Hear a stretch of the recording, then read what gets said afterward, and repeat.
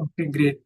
So welcome all, and we are reading this book, How to Lead When We Are Not in Charge. We are in chapter 2, which is about identity crisis. And today we are going to read this section which tells us what God says about our identity. So what is the God's version that we are going to reveal today? So let me start and then one of you can take over. God has a lot to say about your identity, and nothing has affected my leadership more than listening to what God has to say about my identity. Okay, yeah. When we survey the history of God's people, there are many moments when we speak into a person's identity for the purpose of equipping them for more influence. Remember the burning bush? How could you forget it? God uses a lighter, fluid-soaked bush to grab Moses' attention. There, the angel of the Lord appeared to him in flame of fire from within a bush. Moses saw that though the bush was on the fire, it did not burn up. This has all the trappings of a still moment, the appearance of an angel, and not just an angel, but an angel of Lord. And there is a magic push, and cue Tom Hanks from Castaway. So there is a magic bush and fire. And what does God want to say to Moses through this conversation? Here is my paraphrase. So now the main crux is starting. I know your weakness. I know what you are not good at all. So this is what actually God thinks about us. God's version about our identity. God knows my weakness. God is telling that He knows where I am not good at also. I know you stutter. I know you scared. I know you are insecure. I know your past. I know about it all. But I do not want that to define you. You have what it takes. Well, you do not have what it takes. But because I'm going to be with you, you have what it takes. Now go. And quit worrying about who you are not and focus on who I am. Who I am. And who is with. One more addition, if I can do, is and we should focus on who is with me. When God is saying that that means He is all power and all knowledge, everything is with me. When we are putting our best of the attempt, why to feel insecure? Why to feel that we are not enough for whatever the reasons we are creating some limiting beliefs? This is very, very important. And here is the need for changing the version that we already have in our mind. There is an identity check we all need to pay attention to. But this was not the first time. Moses' identity had been shaped by what God said about him. I love what the author of Hebrews say about Moses' identity early in his life. By faith, Moses, when he had grown up, refused to be known as the son of Pharaoh's daughter. He chose to be ministered along with the people of God rather than to enjoy the fleeting pleasure of sin. Moses refused to let others define him. He said no to what would have been an easy identification so he could say yes to the identity God wanted for him. The last line is very important. He said no to what would have been an easy identification, so he could say yes to the identity God wanted for him. Then continuing, he says, or consider the story of Gideon. When Gideon jumps into this scene in the book of Judges, we find him scared to death, hiding from his enemies in a winepress. The angel of Lord came and sat down under the oak in Ephraim that belonged to Jews and Abijah, where his son Gideon was threshing wheat in a winepress to keep it from Midianites. Gideon was like the middle school kid hiding in the bathroom stall, hoping the bully would not steal his lunch. He is threshing his wheat in the oddest of place, a windpress, so the Midianites would not see him and take it all away from him. Now I do not know how you thresh your wheat or what you know about wheat threshing in general, but it was quite odd to thresh wheat in a windpress because of how wheat is typically threshed. Wind is an essential component to wheat threshing. It helps separate the wheat from the chaff. Because of that, wheat would have been threshed on the top of a hill, not down in the pit of a windpress. When why does this matter? Because it reveals what Gideon was thinking and how he was seeing. How did Gideon see himself? He seems insecure, lacking confidence, and possibly feeling helpless and just plain scared. But even though he is hiding out like a wimp in a windpress, God has something to say about his identity. When the angel of the Lord appeared to Gideon, he said, "The Lord is with you, mighty warrior."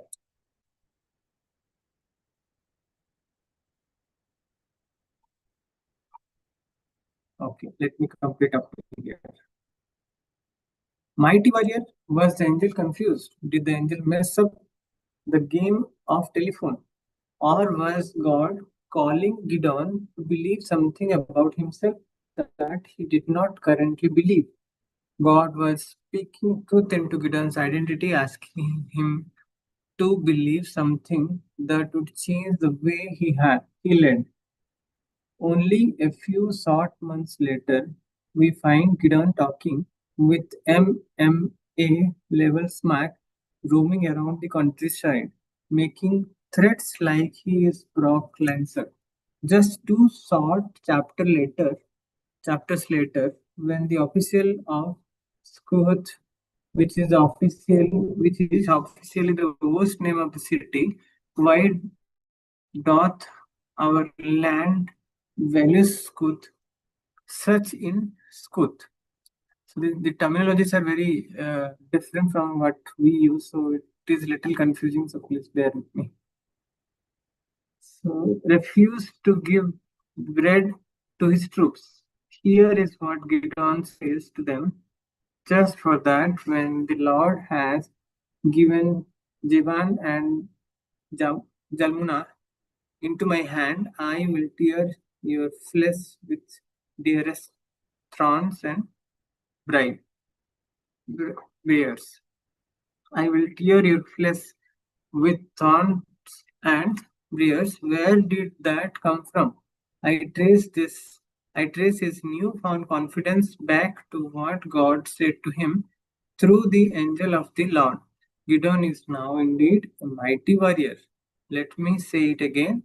Your identity is healthiest when what God says about you is most true to you or true of you. This is again the most important takeaway from everything that we read in the previous paragraph or previous chapter, previous section. Yeah. So, Suman, you want to take over from here? जी Fearless, जी, yes yes.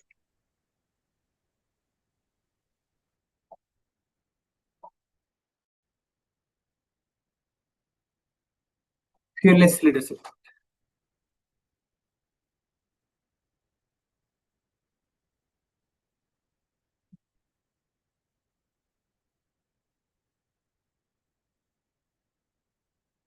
I am not able to hear your voice, Sumanji.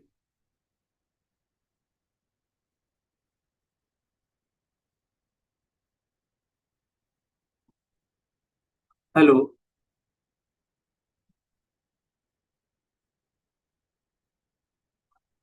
Is it some you are in mute, okay. Yes.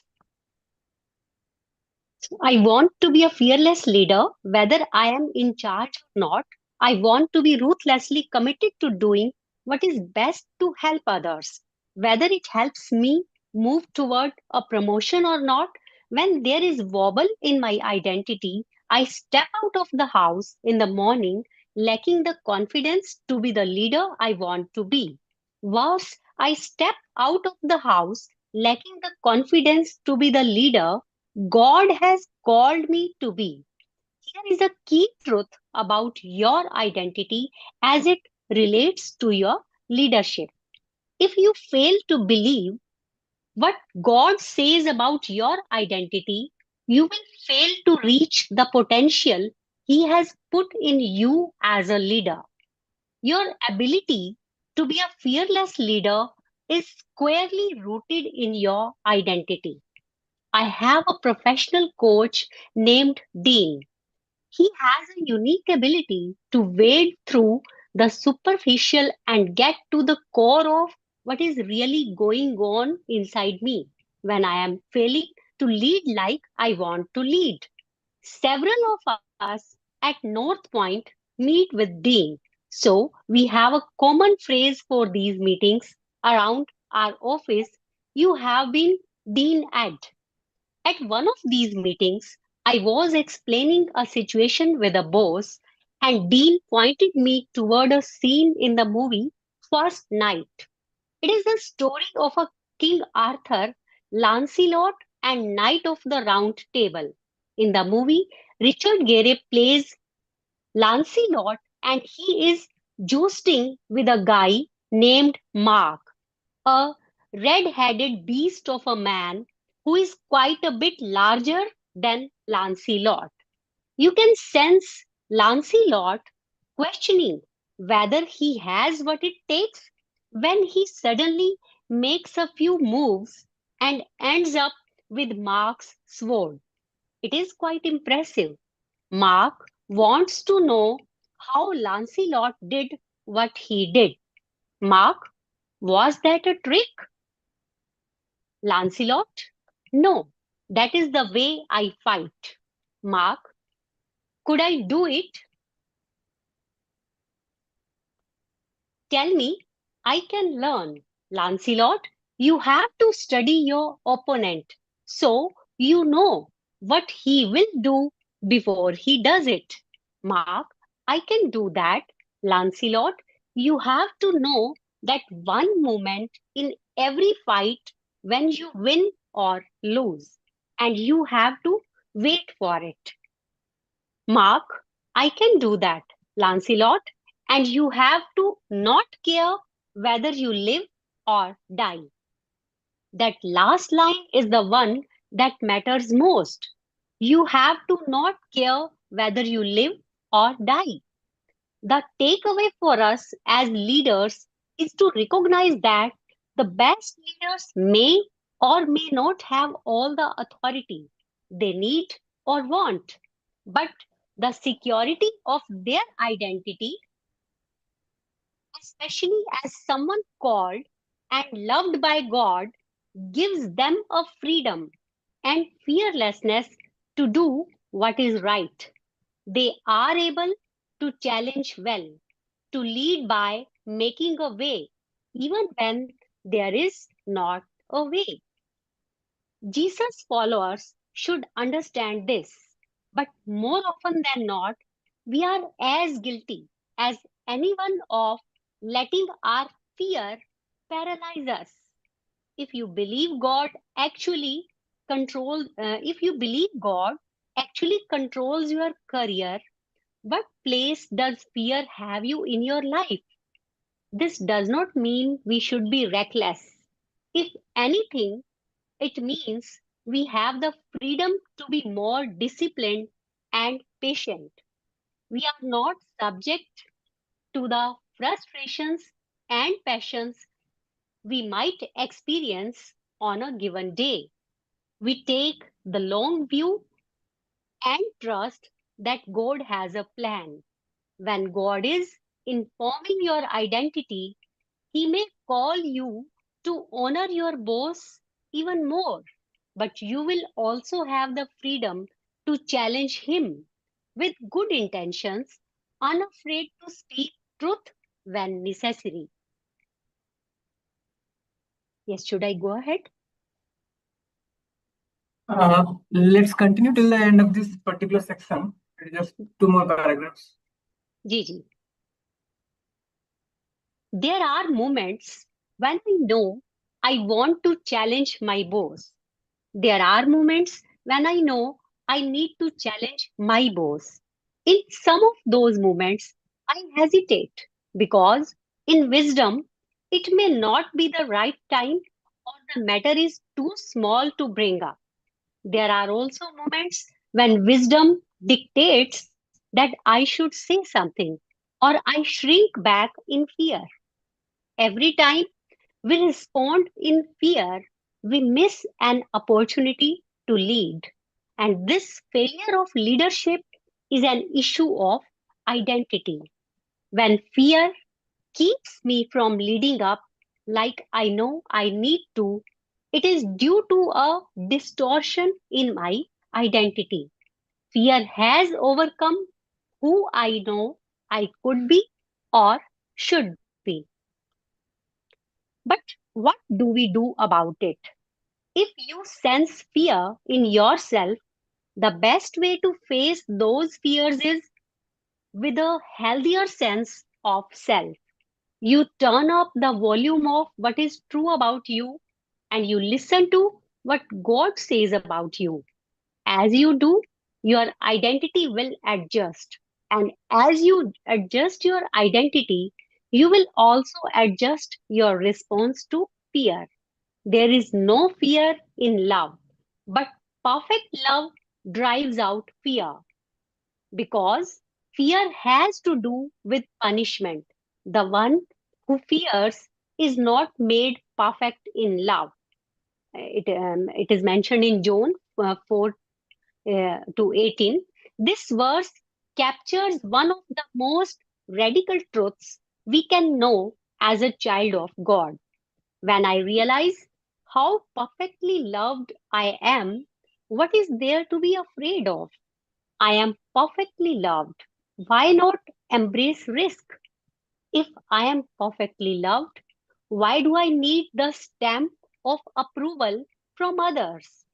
If I am perfectly loved, why would I fear failure or the uncertainty of potential outcomes? Fear thrives in the absence of love. Fear will dominate your identity until you begin to stand under the unending, never failing, ever gracious waterfall of love that your Creator has for you. He holds your future, He loves you perfectly, He accepts you unconditionally. Lead like you believe this to be true. Yes, very nice. So the main takeaway is for me is like to understand that we are not alone. We need to see from the eyes of the God, and God has always given us all the powers, all the knowledge. Just the harnessing of the knowledge and power is remaining to us, and He is always there with us. So if we remember this, then limiting belief cannot overpower us. And the second section, fearless leadership. it is emphasized that how we can be fearless and to be a true leader. If there is love, then there is no fear. And if we are acting, if fear is not overcome, then our identity crisis definitely, uh, no one can actually stop our identity crisis. So this particular line Yes. also is very nice. When Yeah. I realize how perfectly loved I am, what is there to be afraid of? If I am perfectly loved, why not embrace the risk? If I am perfectly loved, why do I need the stamp of approval from others? I am perfectly loved, why would I fear failure or the uncertainty of potential outcomes? Because when I am perfectly loved by the Supreme Lord, I know that no one can create any harm of me even if I fail. So there is no question of fearing to take the risk. Calculated risk is always possible to take in this mindset and very easy also. But if I am fearing and a true leader, if not taking any risk, then he cannot grow. He not only can grow for his own good, not also he can lead the team to grow to their maximum potential. So risk taking is one of the main aspect that need to be harnessed, and that can be possible when we understand who are we and who is with us all the time and whose love is unconditionally with us. You can also share your takeaways, Munj. Yes, Vikashji, this last paragraph is also very beautiful. Fear thrives in the absence of love. Fear will dominate your identity until you begin to stand under the unending, never failing, ever gracious waterfall of love that your Creator has for you. He holds your future. He loves you perfectly. He accepts you unconditionally. So you live like you believe this all to be true.